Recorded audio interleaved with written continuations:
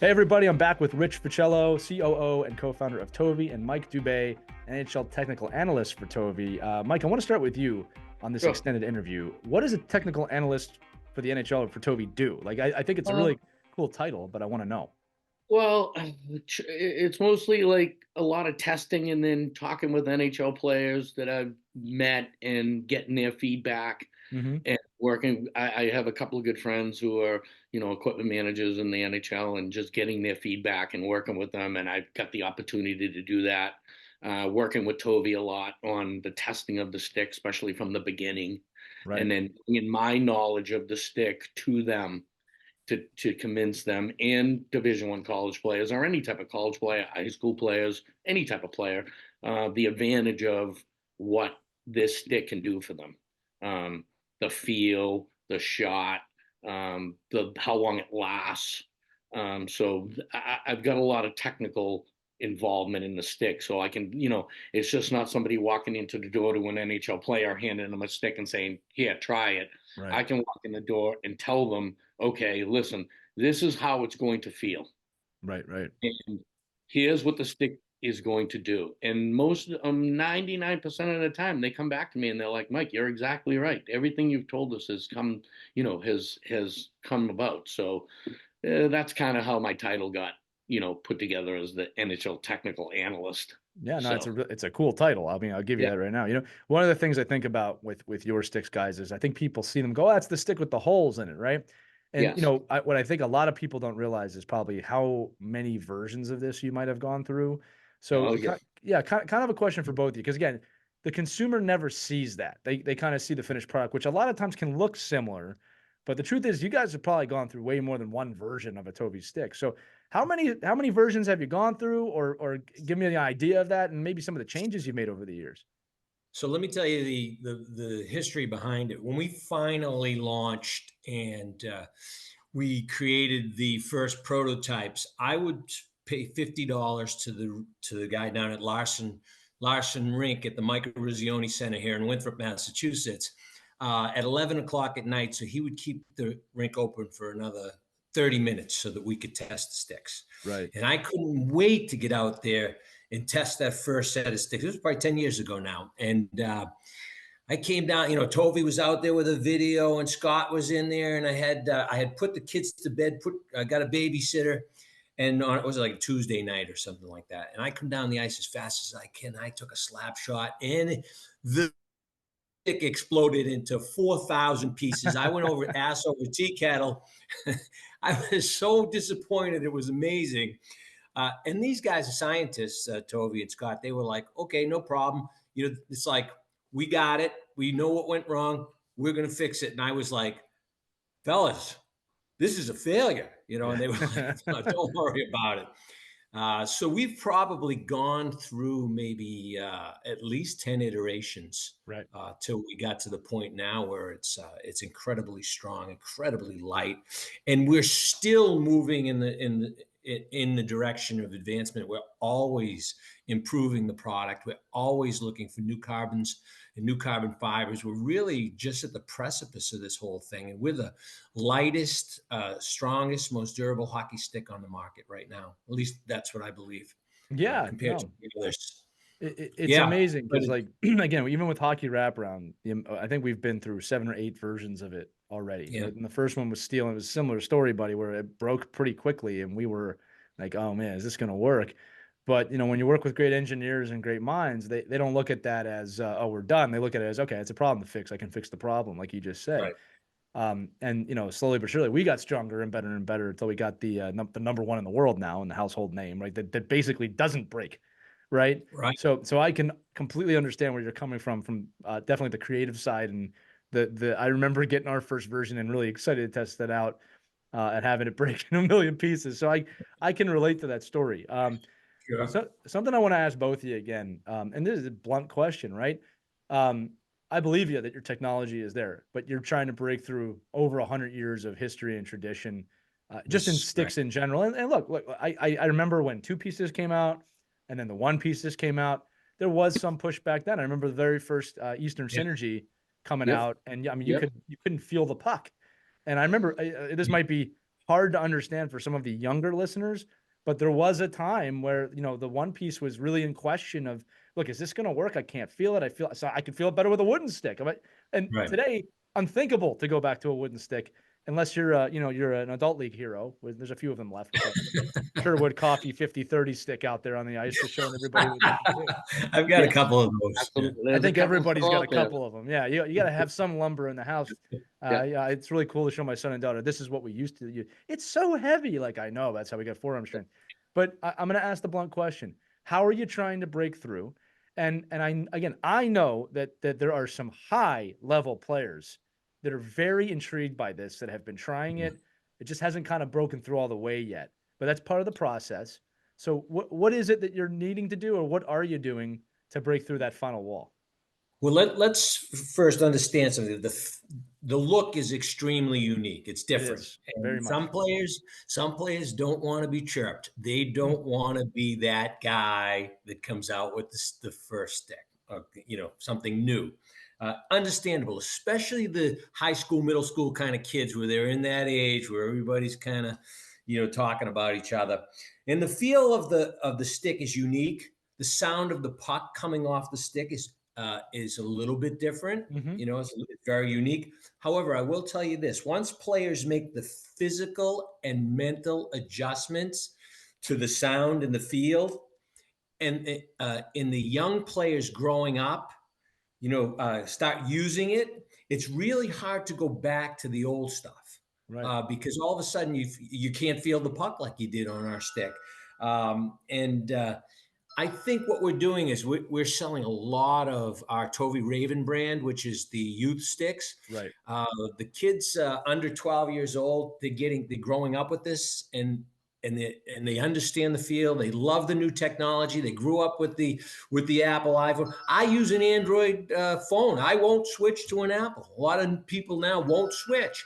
But once you change your athletic mentality and you grow up with it, it's going to be something that this is what I use. And it's going to happen. It's a matter of time. So we feel really good about where we're at and where we're going with it. And in the youth, the Tovi Raven sticks are flying off the shelves. Yeah, I believe it. So you get the Kids brand love recognition. Yeah. Kids absolutely love them. Well, and I'll also mention again to the younger listeners out there, there used to be a player named Stan Mikita, played for the Chicago Blackhawks. Everybody 40 and older is nodding their head right now. But he tried something very experimental when he was playing. He curved his blade. First player ever to curve their blade, and he put up ridiculous amount of points that season. Within 5 years, everyone had a curved blade in the NHL. So breaking down the wall is hard, but once it happens, and again, I'm assuming at some point you guys are both from your youth initiative, but also at the NHL level, someone's going to use it and put up points. Yes, and suddenly it's not going to be crazy anymore. Right? Mike, you want to tap on that?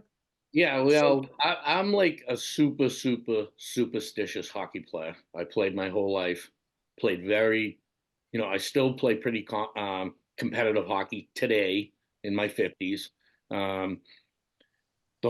When I switched from the wooden stick that took me forever to a composite stick, the problem with the composite stick was that I could not tinker with it. I couldn't change what I liked about the stick. So I was playing and playing and playing. I still play 4 to 5 nights a week. And I was skating one day and I just got so aggravated with my stick that I actually went back to a wooden stick. And there's a little funny story about that is when I was a kid even before high school, I went to a private school. I took boat building. And I went to my boat building teacher and said, look, I'm so aggravated with my hockey stick. Do you think we could build a hockey stick? And he's like, I think you're out of your mind, but I think try it. And I actually did. As a kid, I was very good with my hands, made my own hockey sticks. That's awesome. So I could make a stick that was tailored to me. I use a very low lie hockey stick. I use a lie 3.5 hockey stick, similar to something like Ken Linsman uses. So I finally was tailoring the stick to myself. But the problem is the older I got, the more high level I played. I played high school. I played major junior. I actually played some professional hockey. I didn't have the time to mess around with making my own stick. So I had to use what was there, and I just try to adapt and try to adapt and try to adapt. And then years later, I just was using what I was using, and one day I just got aggravated with it and met and actually contacted Rich and Scott and said, "Hey, this was at the beginning of the whole Tovi thing," and said, "Hey, I see you guys got a small company that's making hockey sticks. I did something kind of similar as a kid. I'd like to see if you guys could tailor a hockey stick to me." Right. And I try it, and the holes in the blade and stuff. Now you're talking to a guy that taped his hockey stick. Me, I taped it. So like that whole idea of not taping my stick was a really mental try to like, geez, I have to, I'm not going to be able to tape my stick. That whole aspect's a difficult thing to change in a older hockey player, but I did it. And then when Scott said, "Mike, whatever for us to get this stick up there, whatever I need to do for you, I'll do." And he did it. He built me some sticks that were up to my par. And then when I started using them with the holes in the blade, I was like, "You're right. People chirp you and stuff." And I'm like, you know what? I'm going to stick with this. I'm going to make this work. I'm going to get used to the stick. And once you get used to it, I'm 5-0, 100-0. And there's some video out there of me taking slap shots at 90 miles an hour. I am 5-0, 100-0. And then guys in games would chirp at me and say, "Oh, you're playing with a street hockey stick," until they saw me stick handle and shoot, and would come to me after a game and be like, "What is that? Yeah. What is that? Can we try that?" And like it's talking about the stick, goalies. If I play in a game where a goalie that I've never played against, they come to me after the game being like, "Dude, that thing, we can see through it when you're coming down on us. It confuses us. Your shot is unbelievable." So there's a lot of advantages to it, and it took me a bit, but once you get to that point, it's an incredible product, and I liked it so much that Scott would be like, "Hey, can you test this for us? Can you test that for?" I'm like, "Sure, sure." And then I, worked my way all the way up to being an investor in the company. Right. That's awesome. I'll tell you two things from the story you just told me. Number one is, it's always funny till you score. Well, what is that? Wait. Is that legal? Is that legal to have on the ice? It's always Absolutely. funny, right? I legitimately had a goalie go to the referee 2 weeks ago and say, "Hey, is that legal?" They tried to McSorley you. Yeah, is that legal? And the referee was like, I couldn't tell you if it is or Well, it isn't. if it's adult league, the referee should be like, "Who cares?" Yeah, who cares? But Make the save. it's because I'm 55 years old playing on a team with kids 30 years old, Right. and I scored 3 goals, and the goal is like, "It can't be him." I'm hitting the point in my life where my line mate is half my age and could be my kid. But that's always fun. And also, we all know that after 10 p.m. they don't call icing in those leagues, so who cares what stick you're using? Yeah, absolutely. The other thing of your story there, bud, that I want to share and impress upon everybody, Mike, that I love is the obsession with the stick, right? And when you apply that to a business, that's the type of person you want crafting your stick, right? Absolutely. And again, I'm not trying to poo-poo on all the sticks out there, anything like that. I'm just saying that when it comes to like hockey businesses, I don't think people realize you're obsessed with that. Like I was obsessed with making it so we could use our sticks anywhere we wanted off the ice. Right. And that's how the wraparound was born among other people involved. A lot of creative process. Wasn't just me. We have a great team here, but I'm saying it's we've focused on that for a decade. Right. And so we know our stuff. Right. So when you tell a story of like, I made my own hockey stick, that fascinates me, not just as a business owner, but a hockey person. And this only creates questions, which we won't get into today. Like, well, what did you do? What was the process? What did you think? And the other thing too, that I love is this outside the box thinking. You go to your boat instructor, you go to the person who's crafting something completely different. I could say this as a hockey coach, that we don't look outside the game enough to evolve and to grow. And I think that's one of the reasons that we kind of close the doors on ourselves sometimes. As a coach, I'll look at basketball and football and soccer and other sports for ideas, not just tactically, but how to coach the kids generally. So I love that you were able to think outside the box. It's true entrepreneurship, in its wonderful form, right? And Rich, obviously, I'm sure it's similar for you. You don't dive into a business like this. You don't try and break down 100+ years of tradition if you're not obsessed with what you're doing. Right.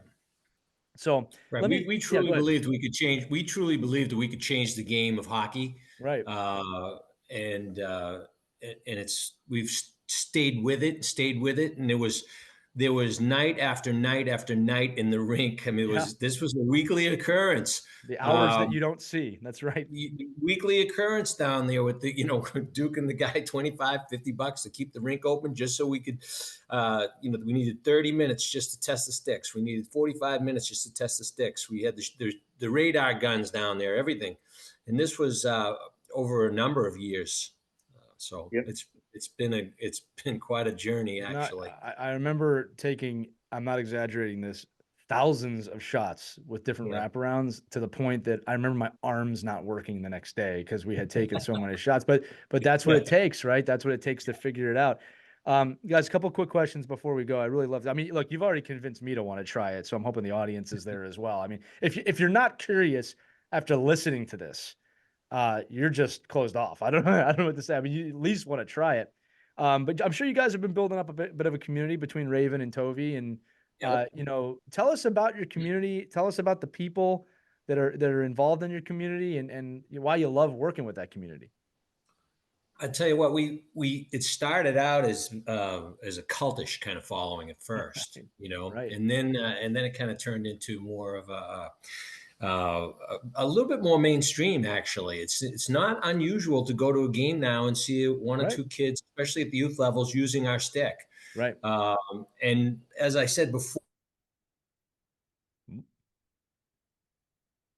Hold on. I still got you, right, Mike?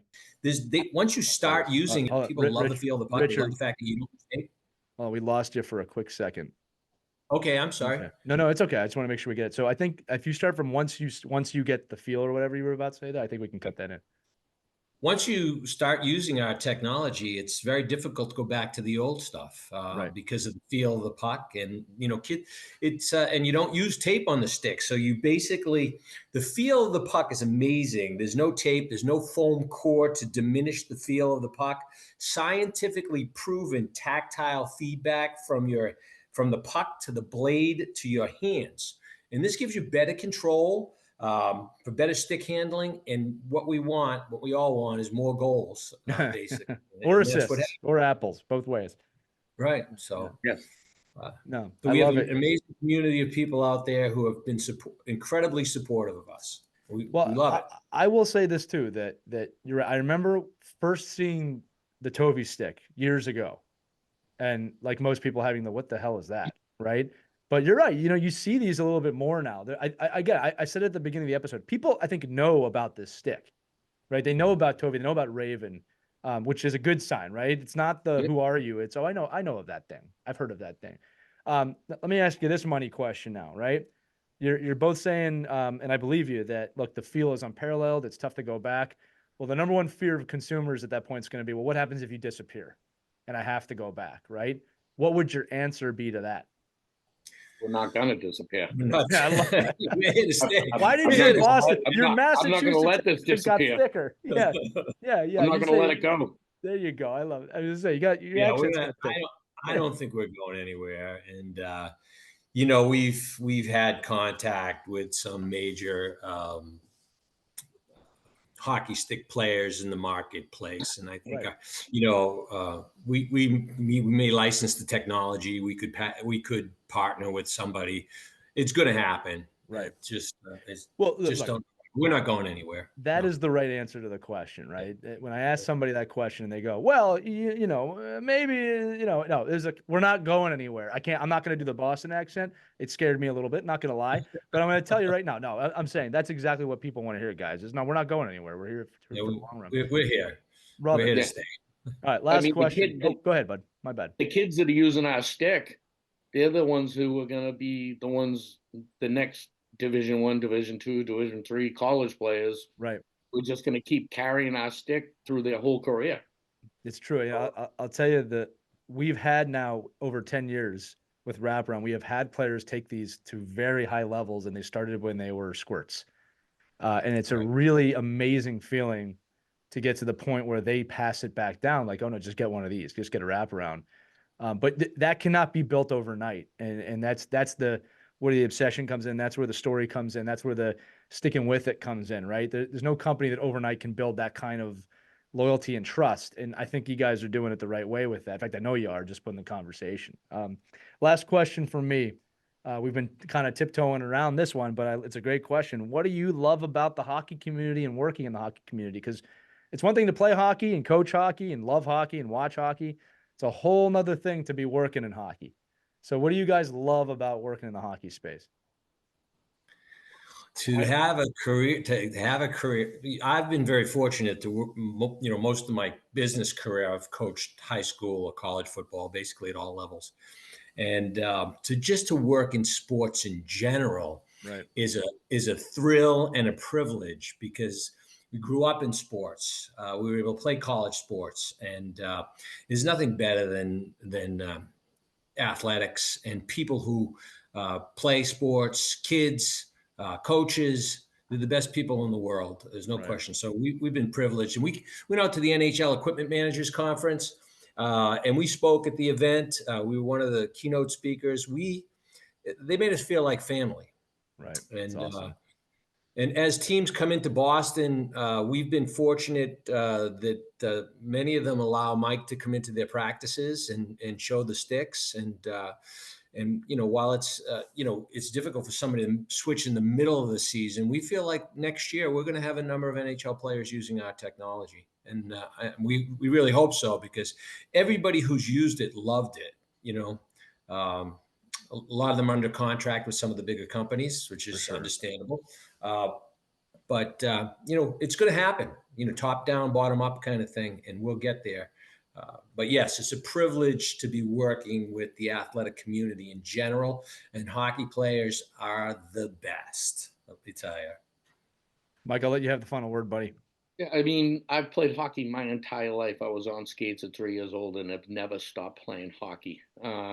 My father played college hockey. My father coached me. My father's 80 years old. He still skates 3 days a week. It's kind of odd to hear, but he does. He uses one of our sticks. I believe it. I would hope so, right? I've owned a couple. I still own another company, but I've owned a couple of different companies. But to be in the hockey world with a hockey company, being a hockey player who still plays competitively, there's no better feeling. There's no better feeling to, and you know it. You're a hockey player. I don't believe that there is, in any sport, a better hockey community than hockey. Right. I can tell you this, that as I've gotten older, this is becoming even more apparent to me. I still just love it. I remember, when I was a kid, I don't want to say I took it for granted. It's tough for kids to understand. You get off the ice, and how much you're loving what you're doing. But as an adult now, I just think every time I get out, how awesome is this? I can still do this. And I just love it. I just love this so much. And it has never diminished. It has never gone anywhere. I've never had to take I'm not saying there's anything wrong with this, but I've never taken like 5 years away from the game. I know some people do have to do that, but I just love it all the time. I think that, that you're both sharing that too. And you could definitely bring this to the larger athletic community, but I think there's a special place for hockey. Go ahead, Mike. Definitely. Yeah. Definitely. I think. All right. Yeah. Go ahead, buddy. Lastly, I just want to say thank you, because I've seen your product. We've used your product. It literally, when you combine your product with the Tovi hockey stick and the DiamondAire BLADE technology, it becomes indestructible. That's indestructible. Awesome to hear. Yeah. Absolutely. Yeah, because indestructible. I really feel that way. I've always felt that way about your product. I think it's an outstanding product. And when you combine that with ours, like I said, it makes the stick indestructible. Right. Literally. We're going to start seeing a lot of people outside with Tovi sticks with wraparounds on them. That should be a goal as well. We'll make sure that is absolutely. It's going to be. We love it. We love you guys too. And again, so for those of you listening, obviously got a lot of information here. If you want to see the stick, tovihockey.com, TOVI, for those of you who don't know. Obviously, these are being sold on several retailer sites as well. But guys, I just want to thank you for taking the time to come on, because I think that the ability to share the information a lot of times can be the missing piece for the people out there listening, the fans, the consumers, that just want to maybe know the people behind the brand and understand the people behind the brand. This is not just some gimmick item, right? This is something people have sweat, bled, exploded sticks, and obsessed over hockey about. I think it's so important that connection's made, because to me, that's what gets someone to just at least try it, right? They know the information behind it. It's not just a waffle stick. I remember that's what we used to hear. It's just a waffle stick. No, this is a highly thought out piece of technology that can evolve the game. And I love that. So I want to thank you guys, both Mike and Richard, for coming on today on the Wraparound Roundtable. All right, guys, you got the stick right there. So let's just talk specs real quick. What curves you got, flexes? Tell me about what we're looking at here. So we got a T92 and T28 curve right now. Most popular curve we've gone through. It seems like everybody, that's what they want, because it seems like 90% of the NHL players, that's what they're actually using. If there's an NHL player, only an NHL player will do this for, but if there's an NHL player out there that would like us to tweak it a little bit, we can. Right. But like I said, 90% of the guys use the T28 and T92. Then that's comparable to the numbers across the board, I would say. Yeah, right? yeah. Sorry, yeah, people need to know that. Yeah, comparable numbers across the board. But we are going to in the future go back to some other curves and molds. So we will have them out. So we have the Mirage family, which is a low kick family. We have the Sabotage family, which is a mid kick family, and we sell the Raven, Tovi Raven, which is our junior models as well. We come in flexes 20, 30, 40, 50, 55, 65, 75, 85, 95, and 105 flexes. Like Mike said, we have the T28 and T92 models. And in each of our families, both the Mirage family and the Sabotage family, we have 2 levels of sticks. We have the Pro V, which is our highest level stick, and then the next level, which is the Classic. Both excellent sticks. Extremely light, extremely durable, and we really have something for everybody. And you might ask, one of the questions you might ask is, well, what do you put on that blade to keep it tacky and sticky like it is?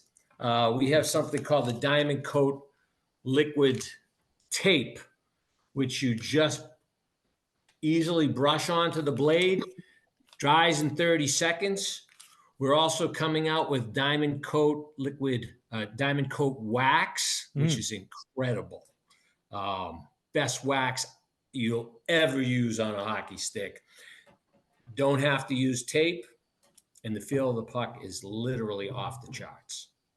I love it, guys. Again, the actual coating we put on at the facility will last up to me doing 90% of the testing.